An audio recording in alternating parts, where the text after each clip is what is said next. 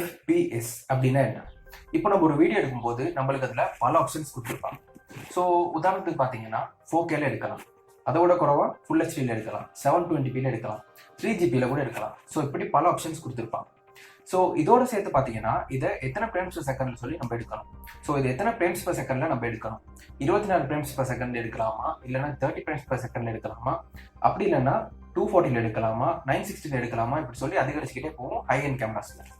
So இந்த எஃப்பிஎஸ்னா இதுக்கான meaning என்னன்னு பார்த்தீங்கன்னா ஃப்ரேம்ஸ் per செகண்ட். ஸோ ஒரு செகண்ட்ல எத்தனை போட்டோஸ் அதுக்குள்ள இருக்கு. ஸோ அடுத்த கேள்வி என்னன்னு பார்த்தீங்கன்னா வீடியோன்னு ஒன்று இருக்கா?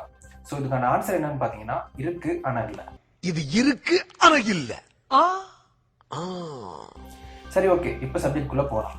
இப்போ நீங்க பார்த்துட்டு இருக்க இந்த வீடியோ 24 ஃப்ரேம்ஸ் per செகண்ட்ல நான் எடுத்துட்டு இருக்கேன். ஸோ அப்படின்னா என்ன அர்த்தம்னு பார்த்தீங்கன்னா இந்த வீடியோவை நான் உங்களுக்கு கொடுக்கறதுக்காக ஒரு செகண்டுக்கு 24 பிக்சர்ஸ் எடுக்குது. ஸோ இந்த வீடியோவில் ஒரு செகண்ட்ல 24 பிக்சர்ஸ் இருக்கு. ஸோ இந்த 24 பிக்சர்ஸும் ஒன்னா சேர்ந்தா தான் ஒரு வீடியோவை நம்மளுக்கு கன்வெர்ட் ஆகும். ஸோ ஒரு செகண்ட்குள்ள 24 பிக்சர்ஸ் இருக்கு. இதோட சேர்த்து இந்த வேவ் ஃபார்மட், அதாவது இந்த ஆடியோ, இது ரெண்டும் சேரும் போது இது வீடியோவா மாறுது. ஸோ நம்ம கண்ணை பொறுத்த வரைக்கும் எப்படின்னு பார்த்தீங்கன்னா ஒரு செகண்டுக்கு 24 ஃபோட்டோவை நம்ம ப்ளே பண்ணா அதை நம்மளால பிரித்து பார்க்க முடியாது, தனித்தனியாக ஒரு ஃபோட்டோன்னு சொல்லி பார்க்க முடியாது. இது ஒரு வீடியோ மாதிரி தான் விளங்கும். ஸோ இந்த 24 பிக்சர்ஸோட சேர்த்து நம்மளுக்கு அந்த ஆடியோவும், அதாவது இந்த வேவ் ஃபார்மட், இது ரெண்டையுமே சிங்க் பண்ணும்போது இது வீடியோவாக கன்வெர்ட் ஆகும். ஸோ இப்போ புரிஞ்சிருக்கும் வீடியோ எப்படி வருது. ஸோ உண்மையிலே பார்த்தீங்கன்னா வீடியோன்னு சொல்லி தனியாக ஒரு டெக்னாலஜி கிடையாது. ஸோ இந்த ஃபோட்டோஸ் எல்லாம் ஒன்றா சேர்த்து தான் வீடியோன்னு சொல்லி நம்மளுக்கு கொடுக்குறாங்க. ஸோ 24 ஃப்ரேம்ஸ் per செகண்ட் ஒரு விஷயம் இருக்குது, அதே மாதிரி 30 ஃப்ரேம்ஸ்னு இருக்குது, 60 ஃப்ரேம்ஸ்னு இருக்குது.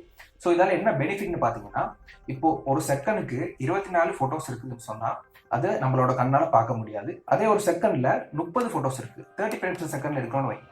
ஸோ ஒரு செகண்டில் 30 ஃபோட்டோஸ் இருக்கும்போது அது இன்னும் கொஞ்சம் ஸ்மூத்தாக இருக்கும். ஸோ 24 பிக்சர்ஸ் ப்ளே பண்ணுறத விட 30 பிக்சர்ஸ் இருக்கக்குள்ள இன்னும் கொஞ்சம் ஸ்மூத்தாக இருக்கும், நம்மளோட கண்ணால் எப்படியுமே கண்டுபிடிக்க முடியும்.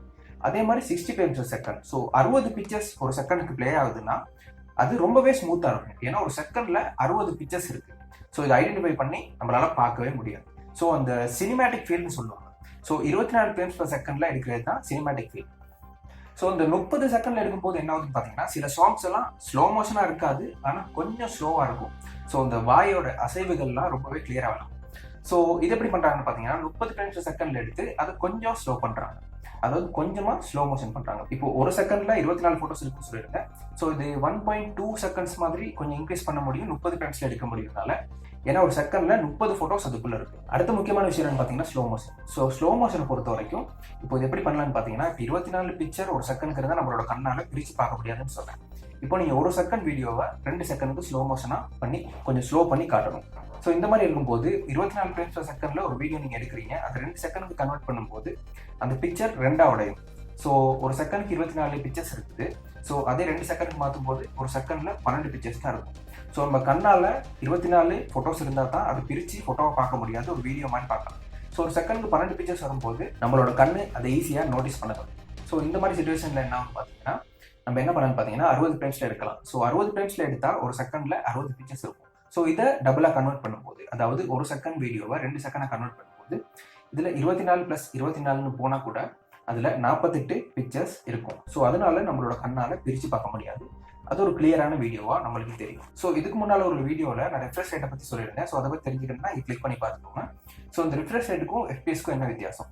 ஸோ எஃப்பிஎஸ்னா ஒரு செகண்ட்ல எத்தனை பிக்சர்ஸ் இருக்குதுன்றது எஃப்பிஎஸ். ரிஃப்ரெஷ் ரேட்னா ஒரு செகண்டுக்கு நம்மளோட ஸ்க்ரீனை எத்தனை தடவை ரிஃப்ரெஷ் பண்ணுதுன்றது ரிஃப்ரெஷ் ரேட். ஸோ இது ரெண்டு தான் இதுக்குள்ள வித்தியாசம்.